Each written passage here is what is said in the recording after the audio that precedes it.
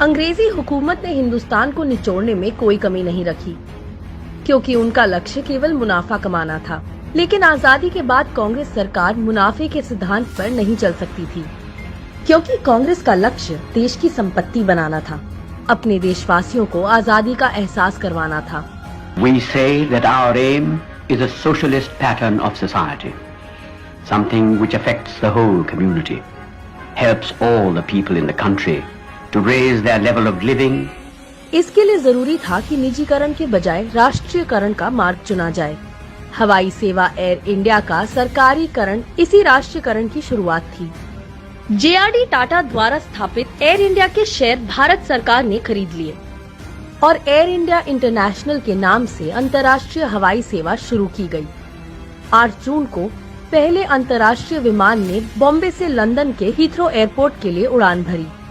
इस सफलता से उत्साहित भारत सरकार ने 1948 से 1950 के बीच कई देशों के साथ अंतर्राष्ट्रीय हवाई सेवा शुरू की। अंततः 1953 में भारत सरकार ने एयर इंडिया का राष्ट्रीयकरण करते हुए एयर कॉरपोरेशन एक्ट 1953 पारित किया। इस महाराजा ने मुश्किल वक्त में देश का साथ दिया और कई मिशन को अंजाम तक पहुंचाया और लोगों की जान बचाई। परंतु वर्तमान में निजीकरण की अंधी दौड़ में महाराजा खुद धराशायी हो गए। मेहनत से खड़ी की गई देश की संपत्ति को कौड़ियों के दाम बिकते देखकर निराशा होती है, क्योंकि आज मुनाफा ही मौजूदा सत्ता का मूल उद्देश्य बन गया है।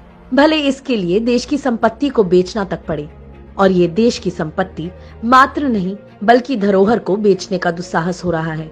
ये लोग आज अपनी विफलताओं के गड्ढे भरने के लिए देश की संपत्ति, देश की धरोहर को बेचकर अपना कारोबार चला रहे हैं। देश की संपत्ति बेचने के इस दुस्साहस को स्वीकारने का मतलब है आजादी के सिद्धांतों और बलिदानों से समझौता करना, और हमारा कर्तव्य है कि यह हरगिज नहीं होना चाहिए। जय हिंद।